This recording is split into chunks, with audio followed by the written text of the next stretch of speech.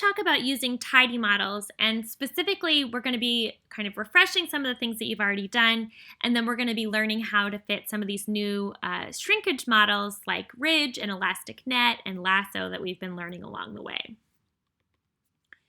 Okay, so as a refresher, in the tidy models framework, the first thing you do is pick your model type, and then you pick the engine that you're interested in. So for example, if I was fitting a linear model, I would do linear reg, and then I would pipe this to the set engine function, and I would set my engine in this case to LM. That's what we've done so far.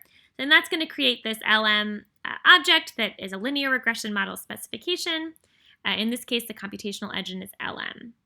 And then if I wanted to fit that model just on my full data set, if, for example, I was interested in the relationship between miles per gallon and horsepower using the auto data, I would do it like this. And so we also talked about a validation set approach where we would first split the data. And so we do this initial split to split the data. For example, we could split it with 50% proportion. And we end up with this validation set. And we can extract the training and testing data. So we can pull out the training data using the training function, and we can pull out the testing data using the testing function. And then we can use that to create a new data set, auto train, for example, that includes just the training data. And then we can fit the model on this training data, and then we can test the model on the testing data.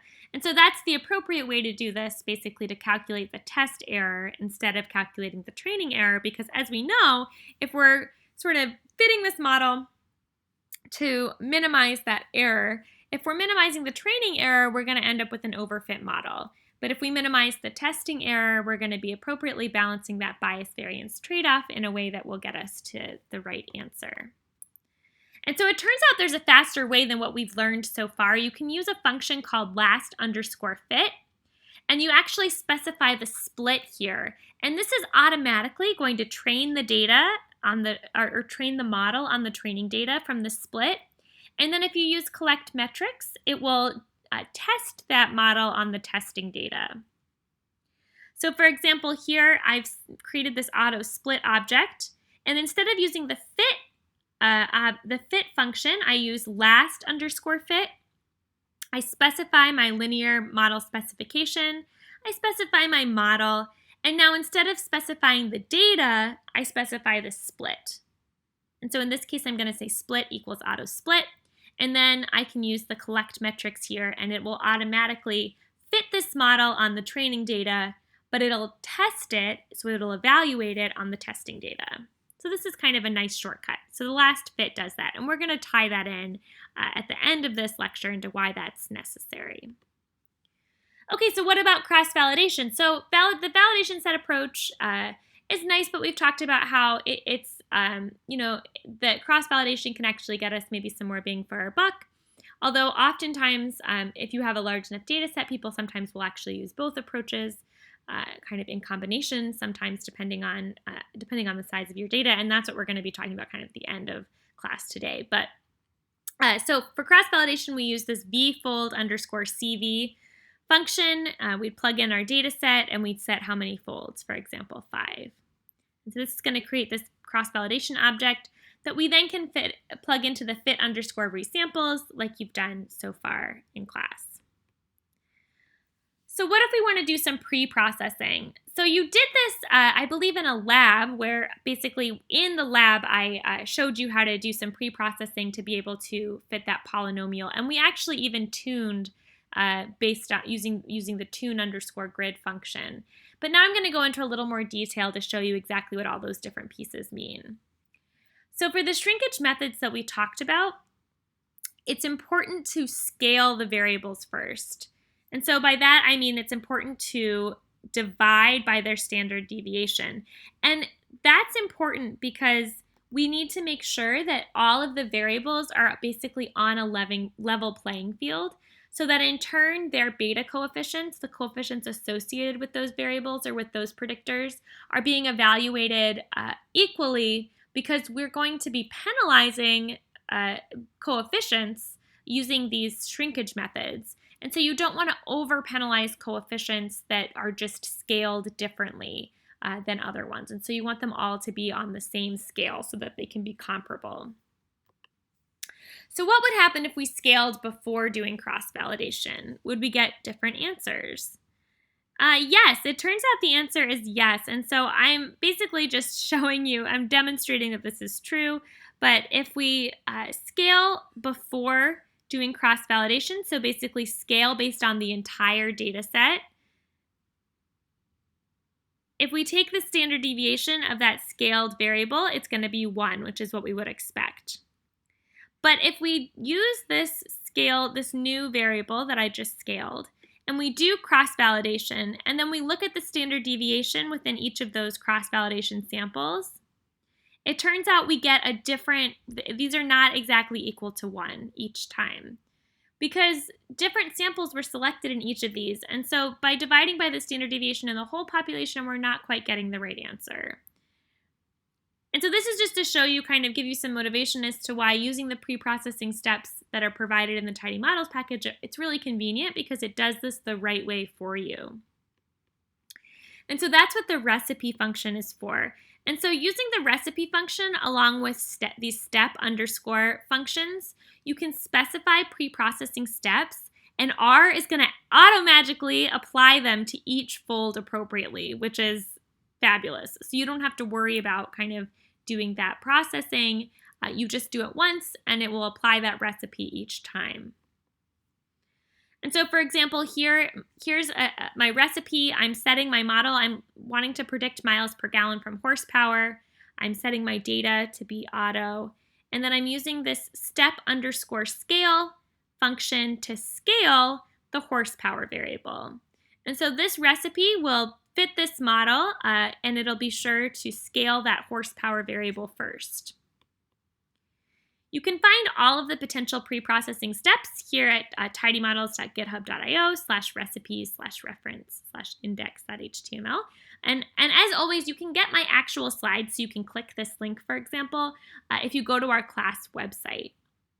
And so you can get those slides there and click this link, or you can just type this link into this URL into your browser. Okay, so where do we plug in this recipe? So this recipe gets plugged into the fit underscore resamples function that you've already used.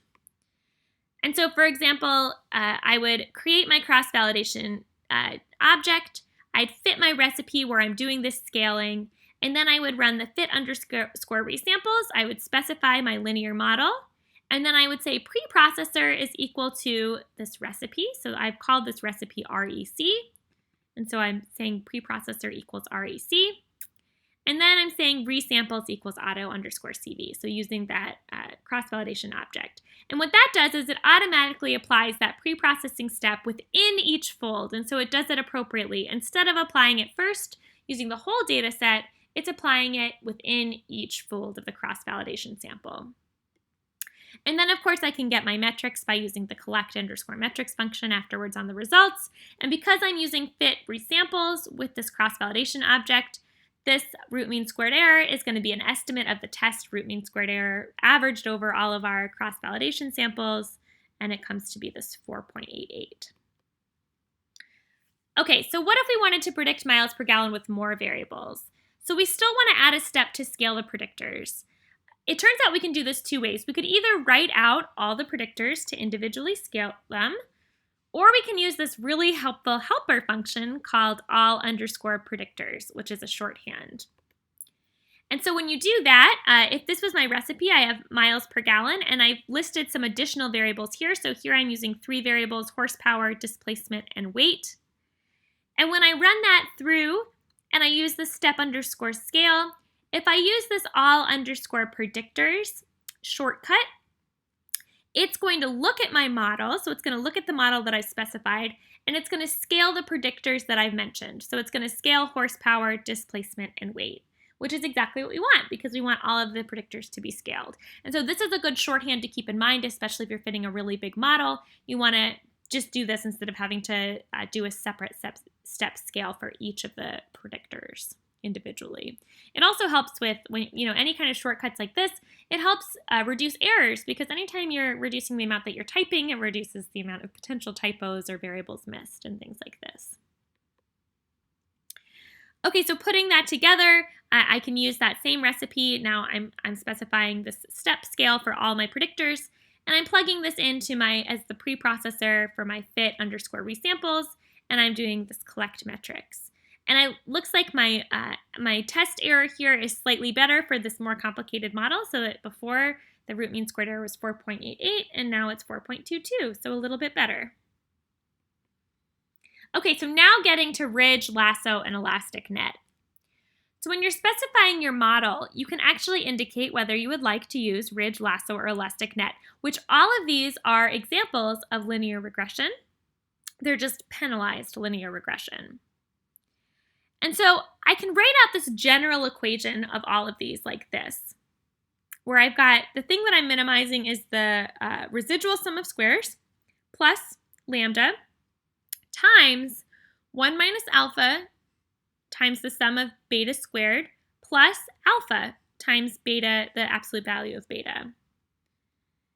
And so let's take a look at this function for just a second, just to make sure we understand what's happening here. But this lambda here, so this is my penalty term.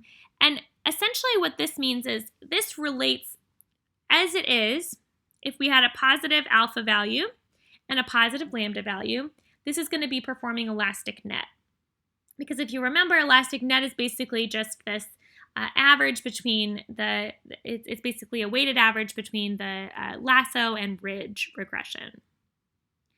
Now, if we set alpha here equal to 1, then this part of the equation is going to be canceled out, and we just have this part here, and this alpha 1 crosses out, so we just have the residual sum of squares plus lambda times the sum of the absolute value of beta.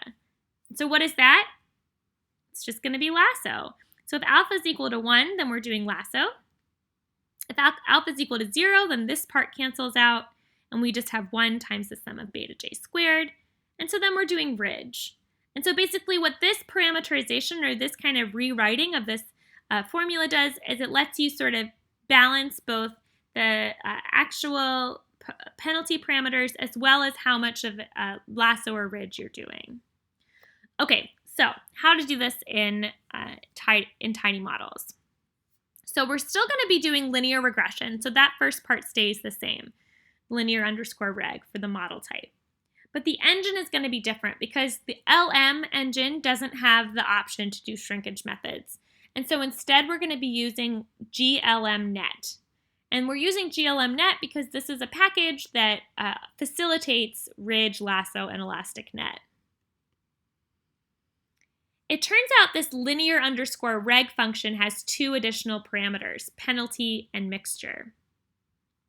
And so penalty is the lambda from this equation, and mixture is a number between 1 and 0, and it represents alpha. Okay, so what would we set mixture to in order to perform ridge regression?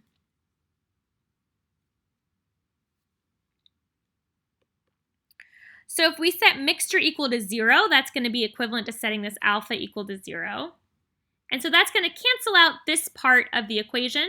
And so we just end up with the thing we're minimizing is the residual sum of squares plus the penalty times 1 minus alpha, or 1 minus 0 in this case. So just 1 times the sum of the betas squared. So this is going to be that ridge penalty. And so to specify a ridge regression, we're going to do linear underscore reg. We're going to set the penalty. So this is going to be the lambda value. For example, you could set it to be 100. And then we're going to set the mixture equal to 0. So the mixture will always be 0 if we're doing ridge regression. And then we'll set the engine, of course, to glmnet, because that's going to be the engine for all of these. For lasso, we're going to set the mixture to 1. So as we discussed, if we set this alpha value to 1, then we're going to be doing lasso. And so we could, of course, look at a different penalty. The penalty here is the lambda value. That could be maybe 5, for example. And setting the mixture to 1 is going to create a lasso specification. And if we wanted something in between, if we wanted to do elastic net, then we're going to set that mixture value to something between 0 and 1. So for example, 0.7. Okay, But we wanted to look at 3 different models. So here I'm going to show you kind of how this could potentially work. So I'm doing this ridge regression specification, and I plug that into my fit_resamples. And so now instead of LM spec, I'm plugging in this ridge spec.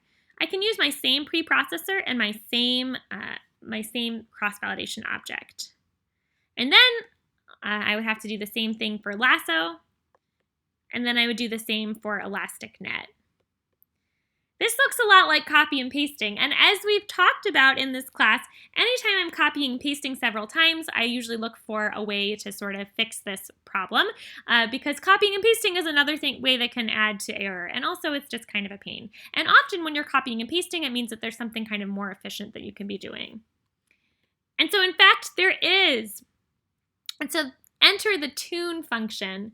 And so you used this already in a lab when we were talking about fitting polynomials.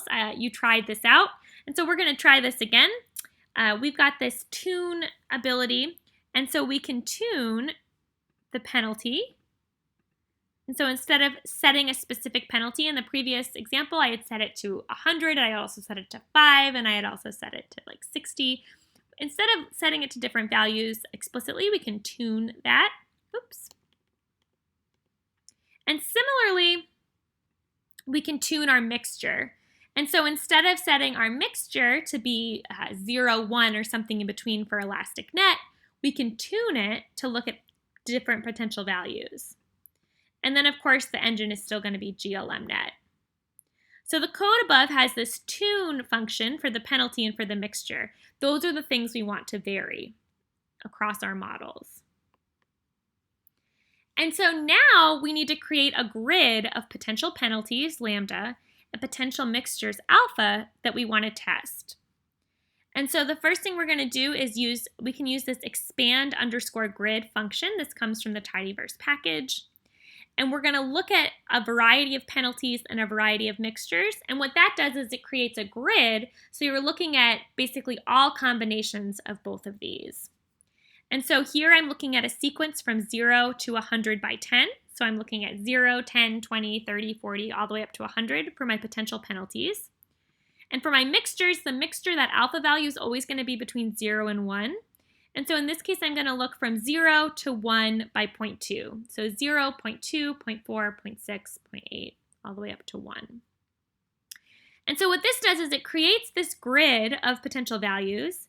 And then when I use the tune_grid function, I can plug that grid in and it will look at those specific values. So it's going to fit this model. It's going to fit this exact model using my cross-validation samples across all of these different potential values. And so this is way easier than having to write out, whatever the combination of these would be number of models. We just do it in just a short amount of code and it'll do it all for us. And so then I can collect these metrics, and what it's going to do is it's going to show me across this whole grid. So for every penalty and mixture combination, it's going to give me, by default, the root mean squared error and the R squared for those. And again, these are going to be the root mean squared error and R squared from the cross-validation sample, so they're estimates for our test error, which is the thing that we're interested in. And then, of course, to decide which combination we should use, you'd want to pick the one that is the smallest for the root mean squared error. So we'd want to pick the combination of penalty and mixture that results in the smallest test error. And so to find that, we can filter to just look at the root mean squared error metric. And then we can arrange it by mean, so arrange it by this mean value to find the smallest one. And so in this case, a penalty of 0 and a mixture of 1 is the preferable one. And so a penalty of 0, well, that's just going to be normal linear regression. If we've got a penalty of 0, then that's going to have a lambda value of 0, which is just linear regression. So it turns out in this specific case, linear regression does just as well as our penalized regression. And we can actually look at this across all of the different values. So we could actually plot this. We can plot for example, the penalty on the x-axis, the root mean squared error on the y-axis, and we can color it by the different mixtures. And so what this is going to do, and if you notice here, I've just grouped and colored by this mixture. So I made a line and a point here, and basically what I'm doing is I'm allowing myself to sort of find the spot that minimizes this. And it turns out in this case that it's minimized at 0. So in this case, the best model is going to be one with a 0 penalty, so just a linear regression. So we did a lot of effort to figure out the linear regression is best, but it was kind of worth it in the sense that now we know for sure. Here's a different model that sort of looks at a different set of potential values here, where if we were looking at across different mixtures and also across different penalties. But again, here it looks like linear regression is really best. A penalty of 0 is the smallest. Okay, so putting it all together, often we can use a combination of all of these tools together. So sometimes if you have a big enough data set, you'll first split your data, then you'll do cross-validation on just the training data to tune your parameters, and then you'll use last fit with the selected parameters, specifying the split data so it's evaluated on the left out test sample. And so here's that whole process put together. I first create my split, I pull out my training data, and then I do cross-validation on just the training data. So I'm using 5-fold cross-validation, but I'm only using the training data. And here I'm fitting my model, again, just on the training data. And this is my recipe that I'm scaling the predictors because I want to use, I would like to use a penalized regression that requires that the predictors are scaled. And then I plug this penalty in along with my recipe, the penalty spec in. So that's going to be that penalty specification that had those tune parameters. I'm using tune grid again. I'm going to use that same grid that I created before. My resamples are going to be this auto CV, and again, this auto CV was just on my training data. And then I am going to take this tuning data and I'm going to run collect metrics, and I can see how it does on just this particular within this training data, to try to decide which I should use. And from this, it says that I should use a penalty of 0 and a mixture of 0.8, or it actually doesn't really matter what the mixture is because if the penalty is 0, we're just doing linear regression. And so then I can fit my final model specification using the values that I picked up from this tuned output. And so my final specification, I'm going to actually plug in those literal values. So I'll plug in a penalty of 0 and a mixture of 0. So this is just linear regression. And then I'm going to use last underscore fit to fit that final specification using my same recipe, but now I'm going to fit this on auto underscore split. So that's going to run it on my training data, but it's going to test it on my testing data. And then I can use collect metrics to basically look and see how well this does, and I get my final test estimate on that.